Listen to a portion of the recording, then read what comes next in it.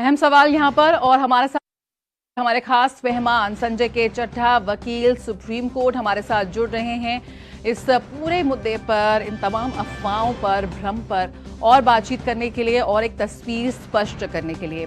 बहुत बहुत स्वागत संजय जी आपका एमडीपी में, मिड डे प्राइम में। सबसे पहले जो तमाम तरह के भ्रम फैलाए जा रहे हैं, अफवाह फैलाई जा रही है, तमाम तरह के विवादित बयान भी आ रहे हैं, सबसे पहला सवाल, बेसिक सवाल कि सीएए कानून किसी भी धर्म के भारतीय नागरिक को प्रभावित नहीं करता। इसको लेकर जो तमाम तरह के किसी धर्म विशेष को लेकर यहाँ पर भ्रम फैलाए जा रहे हैं कि सीएए के लागू होते ही उन्हें कागज दिखाने होंगे, उन्हें भारत छोड़ना होगा, ये जो तमाम बातें फैलाई जा रही हैं, सबसे पहले इसी को स्पष्ट करते हैं कि सीएए किसी भी धर्म के भारतीय नागरिक को प्रभावित नहीं करता। सबसे पहले आपकी प्रतिक्रिया। बिल्कुल आपने ठीक कहा, ये कोई प्रश्न नहीं, ये सच्चाई है। सच्चाई ये है कि किसी भी प्रकार से सीएए किसी भी व्यक्ति की नागरिकता को छूने का भी प्रयास नहीं करता। सीएए सिर्फ और सिर्फ नागरिकता देने का, एक अधिकार देने का एक प्रावधान है जो सिटीजनशिप एक्ट में है।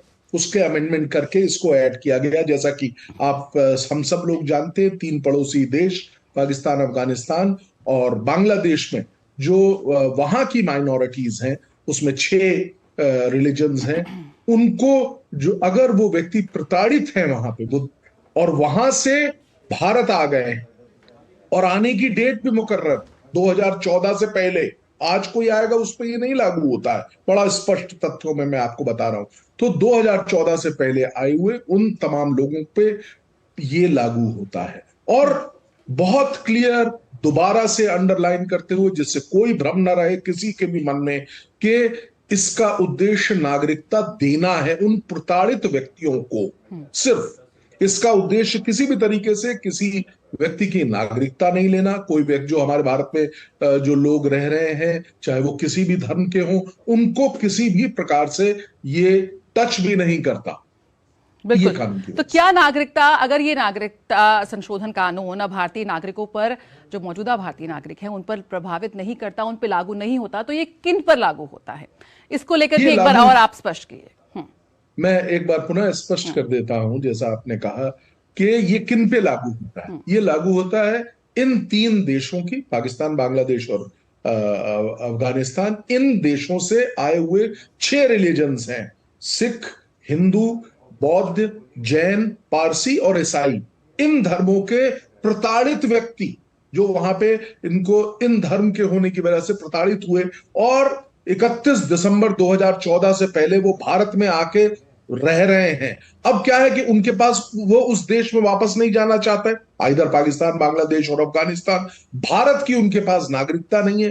एक एक चीज के लिए, किसी बच्चे को, उनके बच्चे को स्कूल में जाना है, उनके बच्चे को मेडिकल की कोई प्रॉब्लम है या किसी भी अन्य प्रकार का कोई भी दिक्कत है, उसके लिए उनकी नागरिकता के अभाव में उनको उन तमाम चीजों से वंचित रहना पड़ता है। तो अब ये देखिए, मेरे हिसाब से तो ये एक, जिसे कहते हैं ना कि एक अधिकार भी है उनका, हर मानव होने की वजह से भी ये अधिकार बन जाता है। एक बात तो ये है लॉ जो उन पे लागू होता है। अब क्या होगा, एक, जैसा कि सरकार ने एक पोर्टल बनाया है, वहां पे उस व्यक्ति को जाना होगा, अपने कागज दिखाने होंगे, फोटो डालनी पड़ेगी, कब से आए हैं, अपनी सारी डिटेल्स भरनी पड़ेगी, जिसे हम कहते हैं केवाईसी। वो केवाईसी डालना पड़ेगा। तो तकरीबन 85% ऐसे व्यक्ति हैं जिनके पास केवाईसी है, 15% के पास केवाईसी नहीं है। उसके ऊपर अभी सरकार मंथन कर रही कि किस प्रकार से उनको भी इसमें कवर किया जाएगा, और उसके बाद उन लोगों को नागरिकता दी जाएगी। नागरिकता मिलने के बाद वो एक साधारण भारत के नागरिक हो जाएंगे, जैसे मैं, जैसे आप या कोई भी व्यक्ति। तो यही एक छोटा सा इसमें प्रारूप है। और अभी आर्टिकल 14, यहाँ पर जो अनुच्छेद 14 है, उसके उल्लंघन का आरोप लगाया जा रहा है कि जो सीए कानून है वो आर्टिकल 14 का उल्लंघन करता है। लेकिन यहाँ पर गृह मंत्री ने साफ किया कि उसके 2 क्लॉज हैं और उसको सही से समझने की जरूरत है। संजय जी, आप समझाइए यहाँ पर किस तरह से ये कानून आर्टिकल 14 का उल्लंघन नहीं करता। देखिए, पहले आपके सवाल के जवाब देने से पहले बताना चाहूंगा क्या है आर्टिकल 14। आर्टिकल 14 है इक्वलिटी का आधार, समानता का अधिकार, प्रत्येक व्यक्ति को समान अधिकार है और ये फंडामेंटल राइट। अब इसके दो अगर कोई कानून बनता है जो समानता से परे है तो उसको अल्ट्रा वायरस कर दिया जाएगा, उसको निष्कासित कर दिया जाएगा, उसको निकाल दिया जाएगा, जुडिशरी उसको चेक करेगी। अब क्या जुडिशरी ने एक टेस्ट दिया हुआ है, वो टेस्ट क्या है? दो चीजें, एक तो अगर किसी कोई डिफरेंट कोई जो जिसे कहते हैं ना क्लासिफिकेशन उस कानून की जो है वो रीजनेबल होनी चाहिए, पहला। और दूसरा, ऐसा कानून इंटेलिजिबल डिफरेंशिया के आधार पे होना चाहिए। अब मैं साधारण भाषा में बताता हूं, ये टेक्निकल टर्म्स थी। अर्थात वो जो क्लासिफिकेशन की गई है, यहां क्लासिफिकेशन क्या है कि 6 मजहब के लोगों को लिया गया है और प्रताड़ित हुए वो वहां पे उन 3 देशों में, उसके बाद वो भारत आए, तो ये एक अपने आप में क्लास बन गई लोगों की जी। आप ये देखिए। और इस वजह से इस क्लास के लिए इस तरीके का कानून बनाया जा सकता है, ऐसा अभी सरकार का मत है। और हमको साथ में ये भी नहीं भूलना है कि वो जो ये कानून है जब 2019 में फाइल हुआ था, बना था, तब इसको चैलेंज भी किया गया और वो पिटीशन अभी सुप्रीम कोर्ट में पेंडिंग है।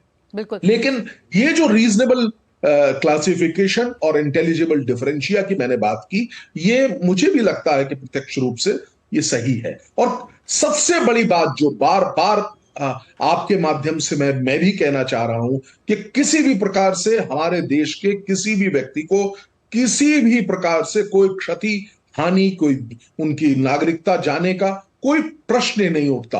और इससे भी बड़ी बात यह है कि जब हमारे पास इतनी सशक्त जुडिशरी है, क्या अगर इस तरीके का कोई कानून बनेगा, जबकि है नहीं, तो ऐसा कानून सुप्रीम कोर्ट के समक्ष, उसके आगे रूल ऑफ लॉ, डेमोक्रेसी और उससे चेक एंड बैलेंसेस के सिस्टम से जैसे हम गवर्न होते हैं, अगर कोई कानून जो हमारा बेसिक स्ट्रक्चर ऑफ कॉन्स्टिट्यूशन है उसके विरोध में है तो जुडिशरी उसको निरस्त कर देगी। बिल्कुल। तो यहां पर हम देख रहे हैं कि कोई बात नहीं।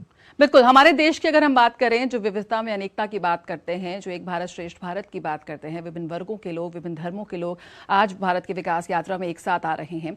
लेकिन जिस तरह की ये जो अफवाहें उड़ रही हैं वो पूर्वोत्तर राज्यों तक भी पहुंच जा रही हैं कि क्या पूर्वोत्तर राज्य में जो खासतौर पर खासकर जो आदिवासी बहुल इलाके हैं, किस तरह से ये कानून उनके अधिकारों की, उनकी समरसता की, उनकी संस्कृति का हनन करता हुआ नहीं नजर आता। किस तरह से ये जो वो आदिवासी बहुल इलाके हैं, पूर्वोत्तर के कुछ राज्य हैं, कहां कैसे सीए वहां पर लागू होगा, नहीं लागू होगा, उस पर भी थोड़ी स्पष्टता यहां पर। देखिए, जहां तक पूर्वोत्तर राज्य हैं वहां पे सीए जैसे भारत के किसी भी हिस्से में लागू हो रहा है, इसी प्रकार से सीए वहां पे भी लागू होगा। देखिए, यहां पे एक बहुत बड़ा डिफरेंस मैं आपको बताना चाहता हूं। सीए किसी भी प्रकार से जो किसी क्षेत्र में नहीं करता, सिर्फ और सिर्फ इसका ये जो हमारा सिटीजनशिप एक्ट है उसमें एक तरमीम की गई है, उसमें एक अमेंडमेंट किया गया है। अब वो अमेंडमेंट सिर्फ इसी उसका है कि ये इन 3 देशों से जो ये 6 संप्रदाय हैं, इनके प्रताड़ित व्यक्ति जो 31 दिसंबर 2014 से पहले भारत आए हैं, उनको एप्लीकेशन भरने पर पोर्टल उसके लिए बनाया गया है, जो यहाँ की नागरिकता है वो दे दी जाएगी। अब इसमें मुझे नहीं लगता कि किसी भी प्रकार से नॉर्थ ईस्टर्न स्टेट्स से कोई भी प्रश्न उठता है। यहाँ पे नॉर्थ ईस्टर्न स्टेट पे हम बार बार क्यों आते हैं ये मैं बताना चाहता हूं, ये भी पता होना चाहिए। क्या है कि एक क्लॉज है एनआरसी नेशनल, उसमें बेसिकली एक रजिस्टर बनाया गया है जो असम के लिए सुप्रीम कोर्ट के ऑर्डर के आधार पे किया गया था और काफी पहले किया गया था, मुझे एग्जैक्ट डेट नहीं मालूम है।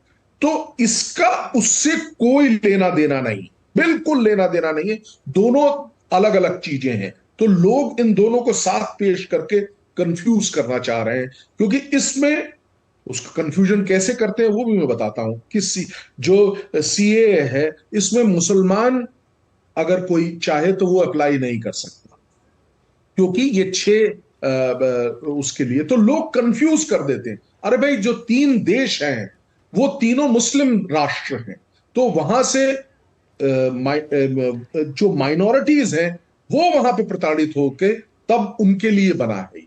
अब एक चीज और मैं आपसे बता दूं जो सारे कंफ्यूजन को दूर कर देगी। अब लेट से कोई पाकिस्तान का मुस्लिम है, वो चाहता है कि वो भारत की नागरिकता ले, वो वहां पे दुखी है, परेशान है, वो भी हमारे यहां संभव है पहले से ही। मैंने जैसा बताया कि वो एक एप्लीकेशन फाइल करेंगे, और इसका एक ज्वलंत उदाहरण भी मैं आपके समक्ष दे सकता हूं। अदनान सानी एक सिंगर है, उन्होंने भारत की नागरिकता ली ना, उन्होंने भारत की नागरिकता ली, उन्होंने अप्लाई किया, उसके बाद उनको नागरिकता दी गई। तो ऐसे कई और भी उदाहरण हैं, मेरे जहन में भी एक सीधे आया। तो किसी भी प्रकार से भारतीय मुसलमानों को या भारत के किसी भी प्रकार के कोई ट्राइबल्स को, एससीज को, एसटीज से कोई लेना देना ही नहीं है इस एक्ट का। तो कोई भी भ्रामक प्रचार, और मैं बल्कि ये कहूंगा भ्रामक दुष्प्रचार, इस कानून को छेड़खानी करने मुझे नहीं लगता कि सरकार या कोई भी इसको अलाउ करेगा। बिल्कुल, तो कानून कभी भी वापस नहीं लिया जाएगा, और जिस तरह से तुष्टीकरण की राजनीति चल रही है उस पर बहुत ही दो टूक और स्पष्ट शब्दों में यहाँ पर गृह मंत्री ने आज जवाब दिए हैं। संजय जी, आप हमारे साथ बने रहिए। एक यहाँ पर अपने संवाददाता गौरव से यहाँ पर बात करना चाहूंगे। गौरव इस वक्त हमारे साथ जुड़ रहे हैं, जिस तरह से जो संजय जी हमारे साथ जुड़े हुए।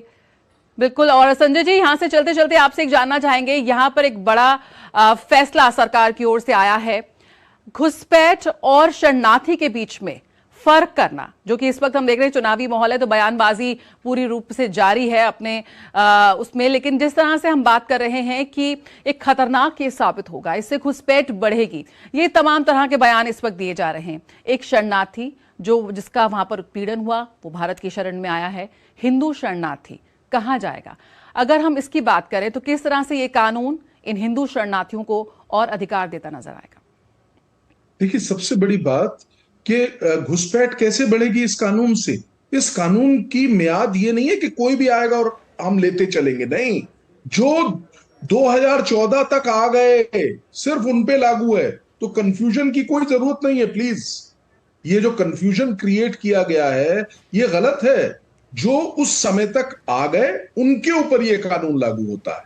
तो कहां से आज जो आएगा उस पर ये कानून लागू नहीं होगा। आज कोई व्यक्ति अगर आता है, पहली चीज। दूसरी चीज, अब जहां तक ये शरणार्थियों का प्रश्न है, देखिए इवन हमारे जो यूएन चार्टर्ड है, यूएन के जो कानून है और अंतर्राष्ट्रीय स्तर पे भी जो कानून है, वहां पे शरणार्थियों को बहुत बहुत लीनियंसी के साथ ट्रीट किया जाता है। हम अगर अंतर्राष्ट्रीय कानून की बात करें, कई सारी जो ह्यूमन राइट की ऑर्गेनाइजेशन है, ह्यूमन राइट का जो चार्टर है, उन तमाम में भी जो शरणार्थी हैं उनको तवज्जो दी जाती है, उनको एकदम निकाल के फेंक नहीं दिया जाता है। तो ये अंतर्राष्ट्रीय स्तर पे भी एक नोन फैक्ट है। सिमिलरली यहां पे ये लागू हो रहा है आज से 10 साल पहले जो आए उनका जी, ना कि आज वालों के लिए किसी प्रकार से। बिल्कुल, बहुत बहुत शुक्रिया संजय जी इस तस्वीर को साफ करने के लिए, हमसे जुड़ने के लिए, सवालों का जवाब देने के लिए। तो मिड डे प्राइम में फिलहाल वक्त है एक छोटे से ब्रेक का। चुनावी माहौल है, बयानबाजी जारी रहेगी, लेकिन बहुत जरूरत है कि आप सही खबरों को देखें, समझें, और इसीलिए जुड़े रहिए डीडी न्यूज के साथ। जल्द वापस आते हैं। टेक स्टार्टअप सॉलिड था, प्लान था कड़क, करना था समथिंग ग्रेट, पर शुरू से प्रॉब्लम्स देख